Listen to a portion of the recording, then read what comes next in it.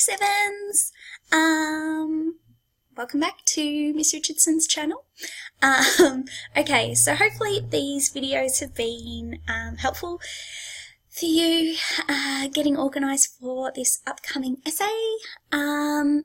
So today what I'm going to be looking at with you is particularly looking at taking those essays that you planned last week and turning them into actual factual essays.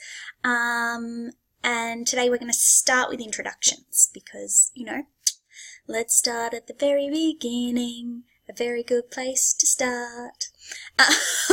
So yeah, I have my 3 dogs with me. I'll give you a look at them. I don't know why, but whenever I film videos, they are quite insistent on being in the room. I think it's because, like, obviously I'm talking and they think, oh, something exciting's happening, and then they get really bored because they realise, actually, nothing exciting's happening. Miss Megan's just talking to her computer again. How boring. So yeah, so here they are. Ready? Whoop. There's Darla. Winnie. There's Winnie. Oh, she wants to come to the camera. And Sophie in the background, who's having a snooze on the ground. So yeah, there's my bubs. Hopefully you could see them. I don't have a camera on like the back side of my computer, so I have to turn my computer around. Okay, so let's get started. Oh, Winnie sounds really impressed. She just like gave a big moan, as in, Mum, you're so boring. Anyway, so here we are. Okay, so we're looking at The Giver. And I'll just, okay, so The Giver essay writing. Here we go. All right, are you ready? Whoop, sorry. Let's go. So there's some basic rules when it comes to essay writing, and I thought I would go through those first before we actually started writing our introduction. So here are some of the rules. There are some don't do's, okay? Don't talk in first person. Okay, so no, I think, I feel, my idea, you know, don't talk in first person, okay? Because the main reason we say don't do that in a text response essay is because we want it to sound like it's a fact, not your opinion. Even though, like, I know it is really your opinion, we want it to sound like it's fact. So we have a much more formal way of talking by leaving out that I, okay? The other thing that I would really avoid is what we call signposting. It's really good in speeches, but we try and avoid it in essays. So signposting is when you say things like, in the first paragraph, I'm going to talk about, in the second paragraph, in the third paragraph. It's just, it sounds a bit lame. When it's written. When it's spoken, it sounds different for some reason. There's reasons, I mean, there are reasons that we use it in speeches, but I'll get back to it, okay? The other thing that I would avoid you doing is saying we. So, we see this, we see that. It's just a sneaky way of saying I. So replace it, when you go to say we, replace it with the phrase the audience or the reader. Okay, that is a much kind of more sophisticated way of talking. The last one, and this is something that kills me when people write essays, is when they get to the conclusion, they write in conclusion. And I'm like, yeah, I know it's the conclusion because there's nothing else written. So like I have already deduced, because I'm like Sherlock Holmes, I've already figured out that it's the conclusion. So just get straight to the meat of it. Just say, you know, the giver shows us this, okay? Rather than going, in conclusion, the giver shows us. It's just a bit cliche. Now, the things that I do want you to do, the do-dos, the do-dos, I love a poo joke. Okay, so the things that I do want you to do, I want you to have one argument per paragraph. If you try and have like more than one idea per paragraph, what you'll find is that you don't really get to do it justice. You end up just kind of talking about both the ideas in a half-hearted way. So if you have another idea, start a new paragraph. Okay. The other thing that I do want you to do is to have short, sharp sentences. Try to avoid these really big, long sentences that are tempting to write. My rule of thumb is when I'm handwriting an essay, if I see that I'm going over 3 and a bit lines, then I start going, oh, okay, this sentence is getting too long. I need to pull it back, okay? Use the keywords in the question throughout your essay. So as much as possible, throw in those keywords. Now, we talked about keywords when we did our planning. And remember, keywords are those words that we highlighted in red to say that they were the important words in the question. Now, the reason we use them throughout the essay is so that our marker, which would be me, can clearly see how what we're talking about connects to the question, okay? So that you're kind of like, every time you use those words, that it's like a wave to your marker going, hey, I'm answering the question. Can you see? Can you see what I'm doing? Can you see how it all works? Other things that you should do, other do-dos, are using Tacker and Teal. Now, if you don't know these, don't panic. Not yet, anyway. I'll tell you when to panic, okay? If you don't know them, we're going to go through them, so don't panic. If you do know them, brilliant. I'm going to give you a refresher. The other thing that I would really remind you to do is to underline the title every single time you use it. Okay?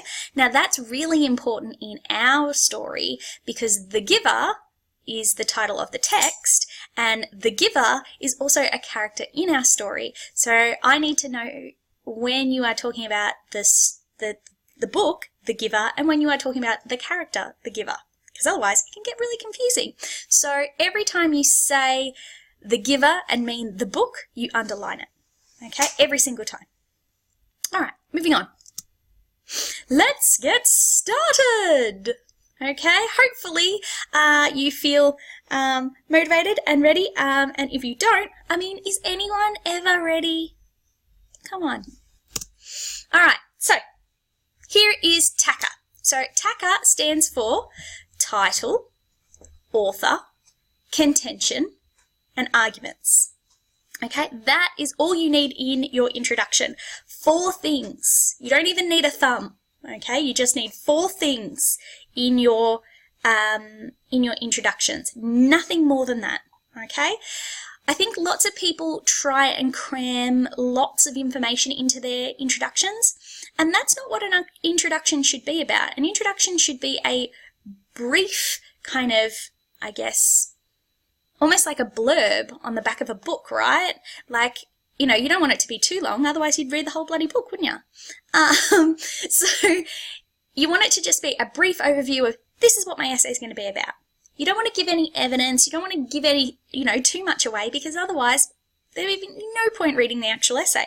So short and sharp. My rule of thumb is 2, maybe 3 sentences will do you, okay?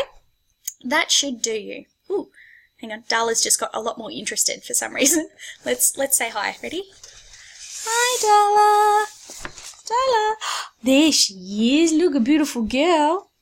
Oh, wait. Winnie is now like, I want to be involved. Winnie, say hi. Oh, pretty girls. Look at the babies. I know, I have the cutest dogs in the world. This is like the only upside to this broken leg is that I get to kind of hang out with my dogs all day, which is quite nice. But, the whole, like, broken leg thing, it's thoroughly overrated, and I'm not even sure people rate it that much. But, like, even the small amounts they rate it, not worth it. Anyway, so 4 things, 4 things we're going to need in our essay. Title, so the title of the text, the author, so who wrote it, your contention, so your answer to the question. Remember, we did this last video that we talked about what contention was, and it was basically the answer to the question. And then our arguments, okay?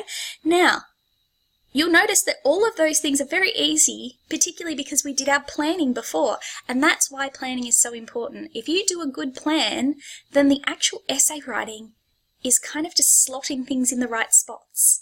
Okay, so it's really important that you plan. Okay, if J.K. Rowling has to plan Harry Potter, then you probably need to plan this essay. Okay, so that's a good way of remembering what you need. TACA: title, author, contention, arguments.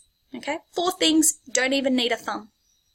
Okay, and you'll also notice here in my example, what I've done is I've written it in different colours. So I've written the title in yellow, I've written the author in purple, I've got blue for the contention, and then I've got green for my arguments.